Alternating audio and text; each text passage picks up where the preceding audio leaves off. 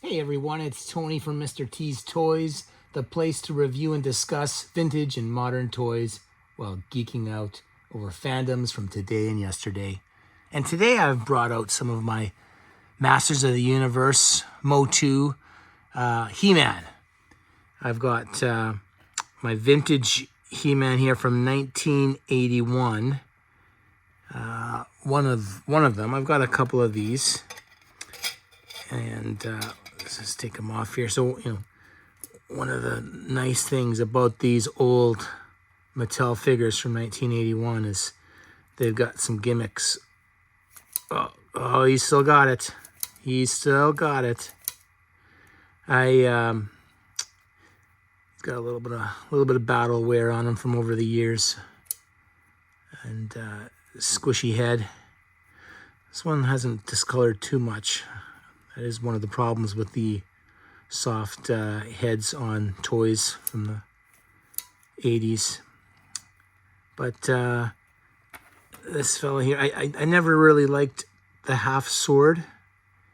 And as a kid, I don't know if it was OCD or what it was, but I didn't like the idea of putting Skeletor's sword with that to have a two-colored sword. So I usually just threw that away, and my He-Man in his battles used his axe and shield. He'd fight Skeletor and the rest of the evil folks in Eternia. You see some of the comic books over here that came with the figures back in the day. These ones are from 1981, from some of the first figures that came out.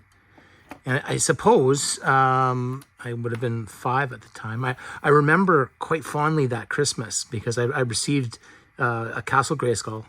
Not this one. This is the new Origins line. I'll probably do a discussion on that at another time. But I got the original Grayskull. I got He-Man, Man-at-Arms, Teela, Skeletor, and maybe one other bad guy. It wasn't Beastman, who I wanted. It wasn't Beastman. It was someone else. And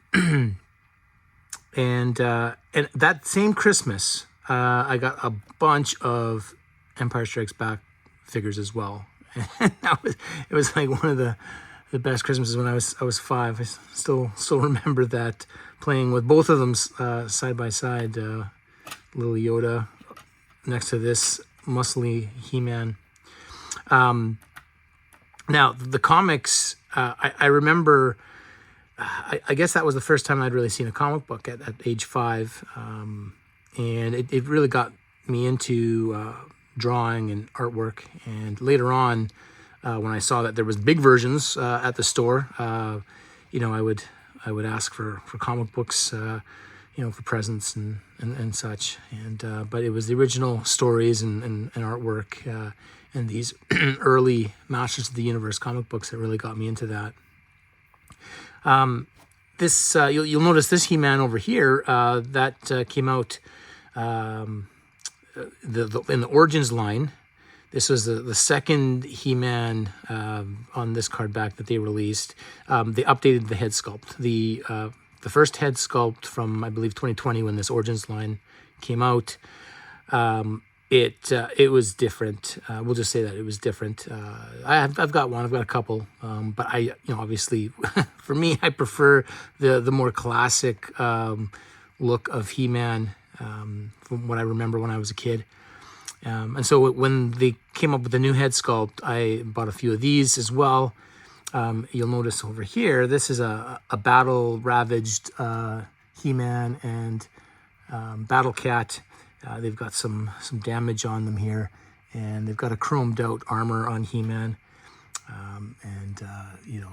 The way these things work, they get dinged up here, and you can see he's taking some damage on his armor. Behind the more original size, we've got one of the Masterverse He-Mans, and this one here is the 40th anniversary from this box over here. And it came out in 2022. I'm not sure why the 40th anniversary came out in 2022 because it was 1981. But regardless, worth the wait. This was, for the price. Like this is a retail figure. To be able to pick this up for $30 or whatever it was, with this level of detail, modernized articulation. The Origins line had updated articulation and all kinds of fun features, like you can swap parts in and out. But for anyone that's been collecting any of the Matty or Super 7, the 7-inch scale Masters of the Universe, we were wanting something like this that we could just find at retail. And Mattel did not disappoint when they released this guy here. So with this face sculpt and this amazing body and detail, this became kind of my He-Man that I leave on my desk. I don't know if it's for inspiration when I'm about to go and do a workout, or if it's just part of those nostalgia feels. But I absolutely love seeing that big guy there when I'm working at my desk.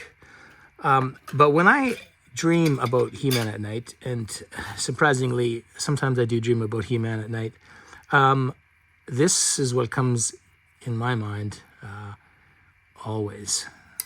There's just something about the detail in this squishy head, and all the features of this figure that I absolutely just enjoyed thoroughly playing with when I was a 5-year-old, 6-year-old. I still get lost in his eyes. The one issue that many of the Masters of the Universe figures from the 80s have are issues with the legs here. There's a rubber band that connects them. I'm not going to pull too hard. This is the original one. These rubber bands can dry rot over time. They're notorious for breaking. If your conditions are not ideal, that band will go in your toy. And I've gotten replacement bands, and I've been able to replace quite a few bands in some of my old figures. But obviously, there's always a risk. It's not an easy task to do.